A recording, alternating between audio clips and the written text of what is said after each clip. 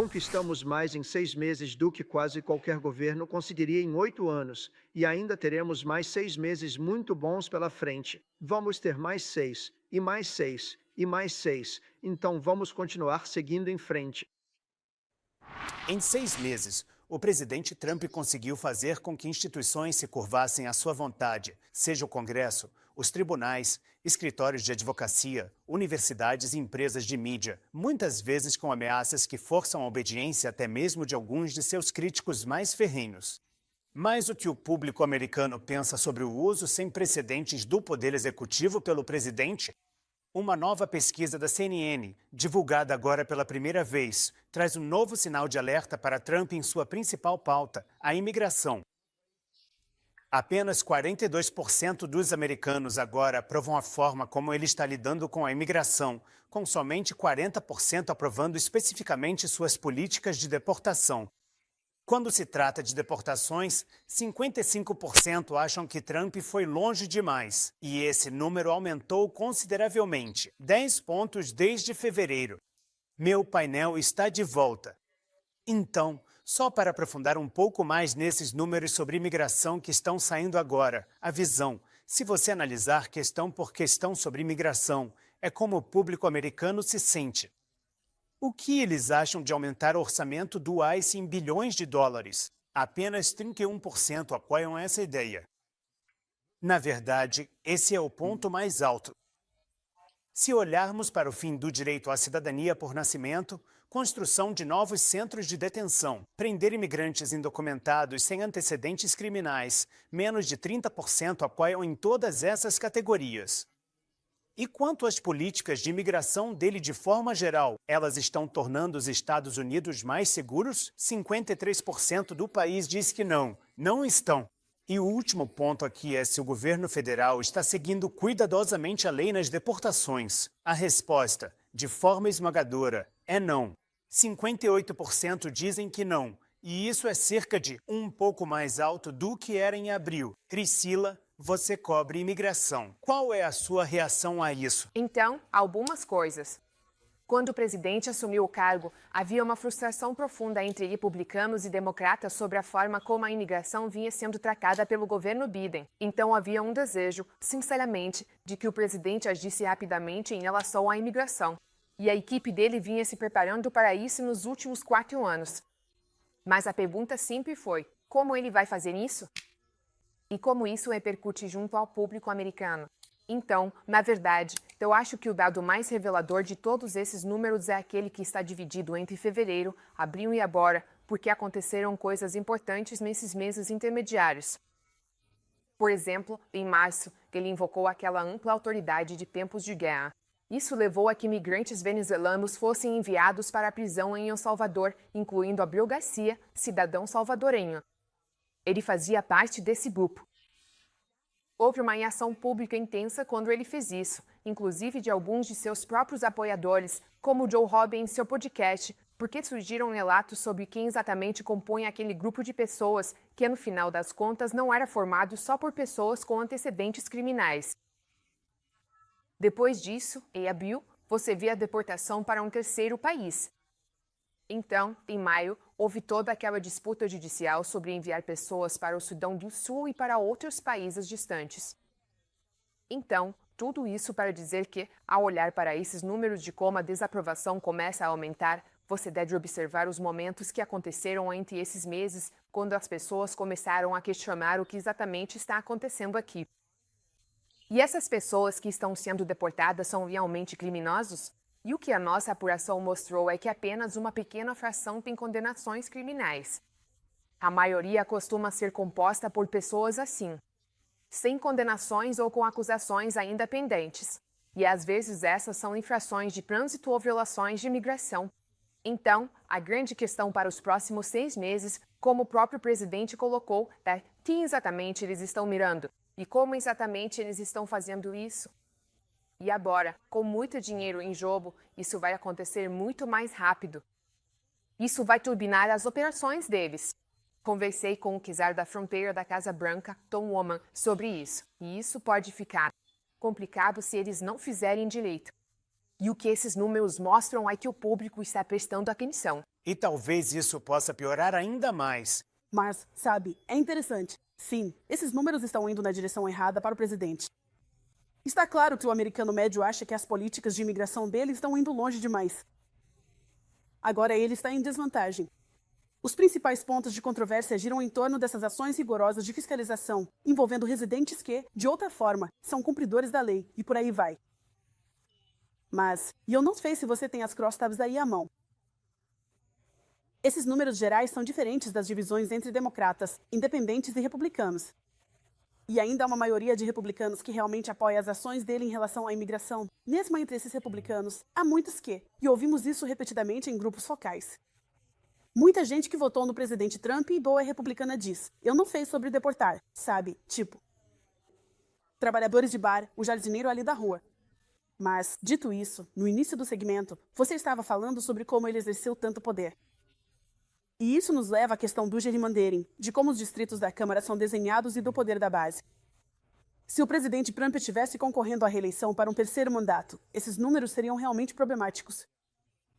Mas se ele está tentando controlar o Congresso e impedir que o Congresso o bloqueie, enquanto a maioria dos eleitores republicanos continuar apoiando suas políticas de imigração, mesmo que o resto do país esteja revoltado com isso, ele tem influência sobre seu partido no Congresso, e eles estão na maioria agora.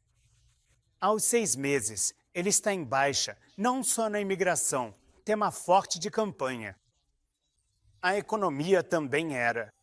E aí você olha como ele está indo na economia. Pelo menos como o público americano vê o desempenho dele. Não está bom. São 40% dos americanos, segundo essa pesquisa da CNN. Aprovam a forma como ele lida com a economia, mas ele está abaixo de 50% na maioria das questões. E até mesmo o grande projeto de lei dele que passou no Congresso, só 39% dos americanos apoiam esse enorme pacote de políticas domésticas. Você acha que o Trump está obviamente muito confiante com o que fez até agora. Ele conseguiu fazer com que essas instituições fizessem o que ele queria. Ele realizou nos primeiros 6 meses. Não há dúvida sobre isso, mas há claramente um sentimento entre o público americano de que ele está indo longe demais. Certo, certo. Vou ficar de olho bem atento nesse número relacionado à economia e às tarifas. Sabemos que muitas negociações comerciais ainda estão em andamento neste momento, seja com a UE ou com outros países ao redor do mundo. E o presidente disse, olha, você sabe, nós poderíamos chegar a um acordo ou não. Vou impor grandes tarifas a esses países.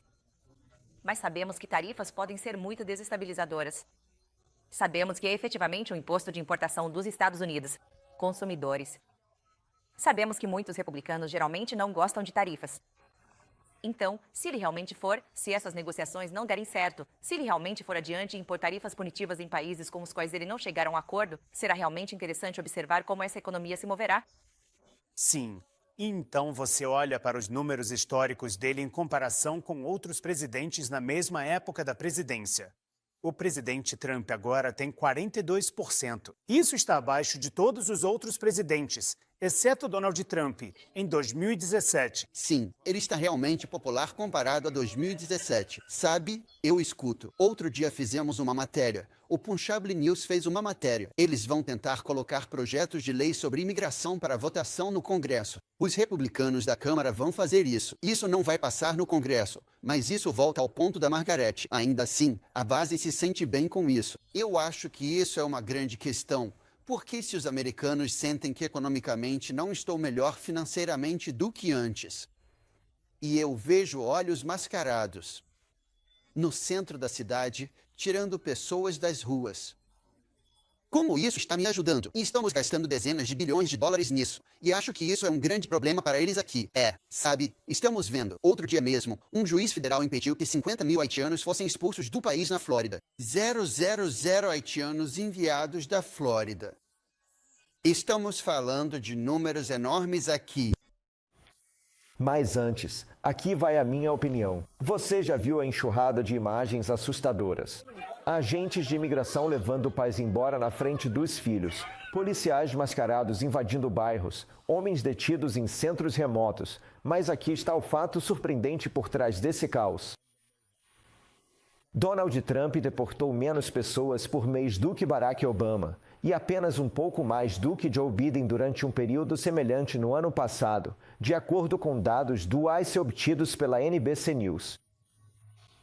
Trump dá a entender que seu governo está executando deportações em massa sem medo, mas os números mostram uma realidade um pouco diferente. Desde fevereiro, seu governo deportou em média 14.700 pessoas por mês, segundo a NBC.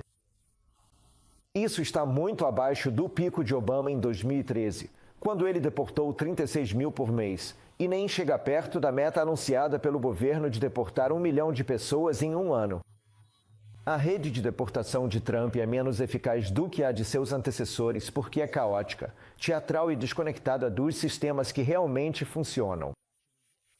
Em vez de coordenar de forma eficaz com as autoridades locais, seguir regras, normas e leis ou ampliar e agilizar os processos legais, Trump priorizou a aparência em vez dos resultados. O que seu governo não tem em estratégia, tenta compensar com o espetáculo. Prendendo crianças nas escolas, mirando em famílias, transmitindo operações nas redes sociais, mas este é um raro caso em que o teflon de Trump começa a desgastar. A imigração já foi seu ponto político mais forte. Hoje, está rapidamente se tornando uma vulnerabilidade. De acordo com uma pesquisa recente da Universidade Quinnipiac, a aprovação de Trump em relação à imigração caiu drasticamente, com 55% de desaprovação e apenas 40% de aprovação. Uma pesquisa recente da Gallup mostrou que o número de americanos que veem a imigração como algo positivo subiu de 64% em 2024 para 79% agora, um recorde histórico. Ainda mais reveladora é a erosão do apoio entre os independentes, muitos deles eleitores dos subúrbios que antes eram simpáticos a uma postura mais rígida na fronteira, mas agora se chocam com cenas de crueldade e abuso de poder. Os números são impressionantes. O apoio à deportação de todos os imigrantes indocumentados agora está abaixo de 40%. O apoio a um caminho para a cidadania para imigrantes indocumentados de longa data subiu para quase 80%.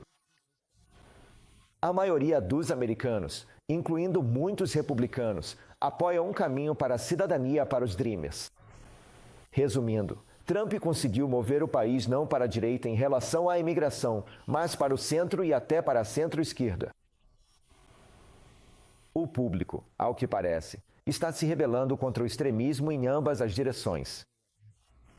Sob Biden, muitos americanos perceberam com precisão o caos e a falta de controle na fronteira, o que provocou uma reação contrária. Agora, sob Trump, eles estão reagindo com a mesma intensidade ao que parece ser uma abordagem autoritária e sem respeito às leis, que ignora precedentes legais, decisões judiciais e prerrogativas legislativas. A lição aqui é clara. Os americanos querem que a imigração seja gerida com competência e decência, não com fanfarronice ou crueldade. Se os Estados Unidos tivessem um sistema político funcional, este seria o momento para uma reforma abrangente da imigração. Os contornos de um acordo são óbvios e já estão claros há anos. Primeiro, o sistema de asilo precisa ser totalmente reformulado. Ele não pode continuar sendo indefinido e impossível de administrar. Devem existir limites numéricos claros e regras sobre onde e como o asilo pode ser solicitado, de preferência fora dos Estados Unidos, por meio de um processo estruturado. Em segundo lugar, aqueles que vivem nos Estados Unidos há anos, pagando impostos e criando suas famílias, deveriam ter algum caminho para obter status legal. Deportá-los não faz sentido econômico nem moral. E, em terceiro lugar, os Estados Unidos precisam expandir a imigração de pessoas altamente qualificadas se quiserem continuar na vanguarda da tecnologia e inovação. Esse é o teste decisivo para Trump. Ele está realmente interessado em resolver o problema da imigração nos Estados Unidos ou prefere usá-lo como uma arma política? Quando estava fora do cargo, ele escolheu a segunda opção, sabotando um acordo bipartidário no Senado sobre imigração que teria endurecido a fiscalização na fronteira e reformado o processo de asilo. Agora que ele está de volta ao poder, tem outra chance. Será que ele vai aproveitá-la? Os democratas também enfrentam uma escolha crucial. O erro que muitos deles cometeram durante o primeiro mandato de Trump foi se definirem principalmente em oposição simbólica à sua retórica agressiva, prometendo não aplicar as leis e gritando para abolir o ICE. Essa postura energizou a base, mas afastou os moderados e, na verdade, afastou o país. Lembre-se, essa é a questão que mais alimentou o movimento de Trump desde que ele desceu aquela escada rolante dourada em 2015. E foi isso que o ajudou a voltar para a Casa Branca pela segunda vez. E a gente não vai deixar chegar a esse ponto. A recente mudança na opinião pública sobre imigração é real, mas frágil. Se os democratas forem para a esquerda de forma radical, o público vai se voltar contra eles de novo. Para reconquistar a confiança, os democratas devem se posicionar firmemente no centro, defendendo fronteiras seguras, aplicação rigorosa da lei, tratamento humano e reformas realistas. Isso é boa política. Mais importante ainda, esse é o conjunto certo de políticas para o país. A América é uma nação de imigrantes, mas também é uma nação de leis. A reforma da imigração precisa honrar as duas tradições. Finalmente chegou a hora de substituir o alarmismo por soluções e trocar o espetáculo por políticas públicas. As pesquisas indicam que o país está pronto. E seus líderes estão? Acesse cnn.com/Faredo para encontrar o link para a minha coluna desta semana no Washington Post.